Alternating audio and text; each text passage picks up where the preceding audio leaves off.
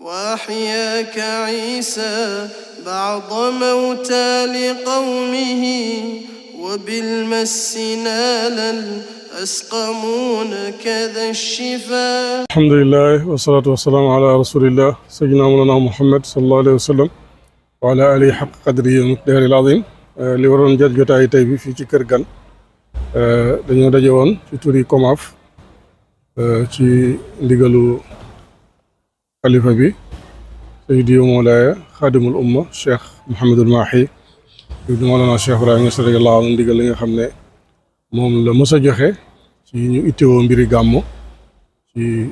waxtu jotee tamit organisation bi ci war ñu taxawee ko kaw ndigal lu yaatu loolu nga xam ne lu matale la ci lañ daje woon tey ci teewaayu samay adjoint ci COMAF ak teewaayu tamit président commission yi ci liggéey bi waxtaanee nañ nag tey lu am importance nga xam ne toujours moom la ñuy waajalee di ko fugale gàmm gi muy cahier de charge bi cahier de charge bi nga xam ne ñu ngi seq ak gouvernement bu Sénégal ci lañ koy waxtaanee càmbar ko wax dëgg yàlla sama adjoint Cheikh Tidiane Gueye ñi nga xam ne moom lañ koy dénk moo koy doxal jàngat na ko gannaaw bu mu ko liggéeyee ak ñi mu concerné avant ñu ñëw si jotaay bi waxtaanee nañ ko waxtaan yu am solo ba xool nañ lañ defoon daaw xool nañ tamit nawet bi sóorale nañ ko bu baax xool nañ tamit li nga xam ne moom lañ soxla ak moom lañ bëgg ngir pèlerins yi ngir taalibe yi yu jugee ci biir réew mi ak bitim réew frontières yi xool nañ li nga xam ne tamit mooy arrangé dëkkandoor yi ak soppe yi ak askan wi ñu demandé ko état Sénégal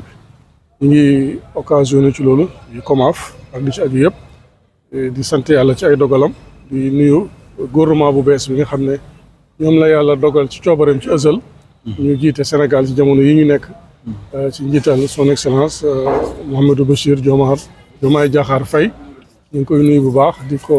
yaatal moom ak premier ministre am président Ousmane Sonko ak mboolem gouvernement bi yëpp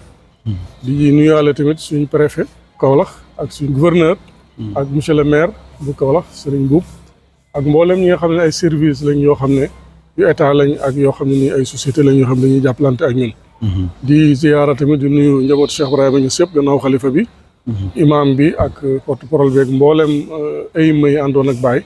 waaye nag di nuyu tamit président Ansaruddin sëñ Mouhamadou Mounhamina Cheikh Ibrahima Niass ak mboolem lu aju ci Ansaruddin nga xam ne at bu nekk ñuy jàppalante ak COMAF ci liggéey bi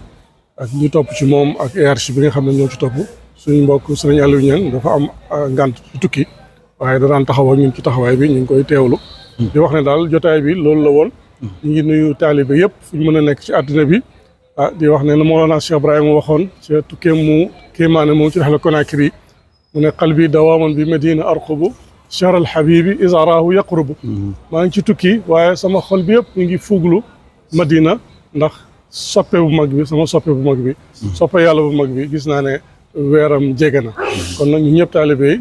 ñu bokk fuglu ko ci yar ak teggin xam-xam ak tëbbu ak barke Cheikh Ibrahima Niass radiyallahu anhu yal na yàlla def ñu àgg ci jàmm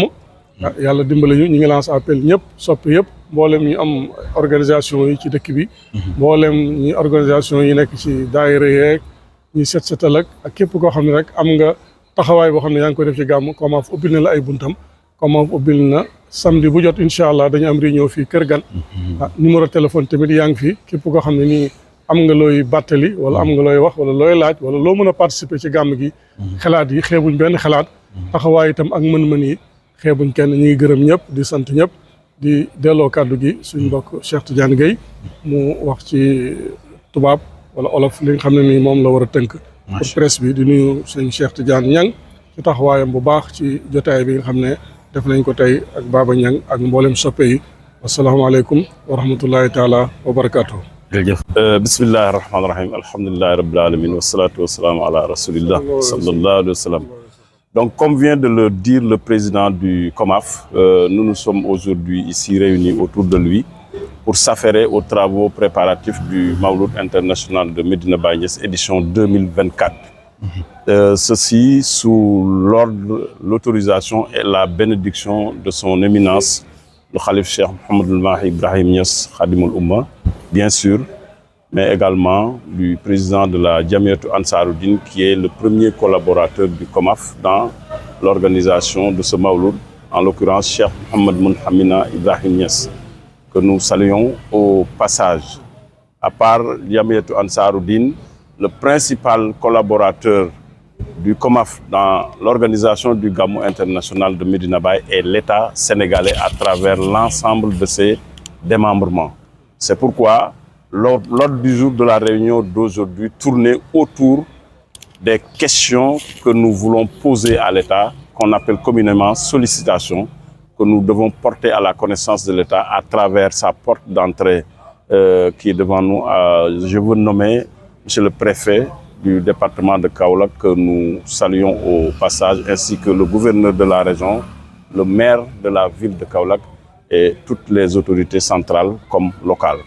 On a fini de dépouiller ce cahier en tenant compte bien sûr des particularités de l'organisation de ce Gamou de cette année, à savoir, c'est un événement qui va se dérouler en plein hivernage avec toutes les contraintes que nous connaissons. Donc le comité d'organisation a bien pris en compte tout cela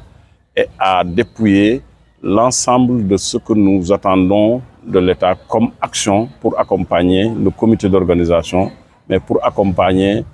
le Khalif de Medina Baye dans la tenue de cet événement qui est d'une importance capitale parce que lié à l'importance que le fondateur de Medina Baye accordait à la célébration de la naissance du sceau de la sainteté, le prophète Sidna Mohammed sallallahu alayhi wa sallam. Donc c'était ça l'objet de la réunion. On a fait le tour de la question, alhamdulillah, Dieu merci.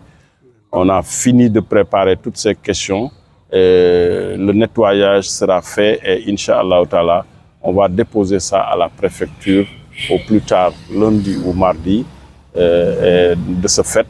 les concertations, réunions et autres avec l'autorité vont commencer pour épilcher toutes les questions relatives à l'organisation de ce Mawlud international de Médina. Je vous remercie. وأحياك عيسى بعض موتى لقومه وبالمس نالا أسقمون كذا الشفا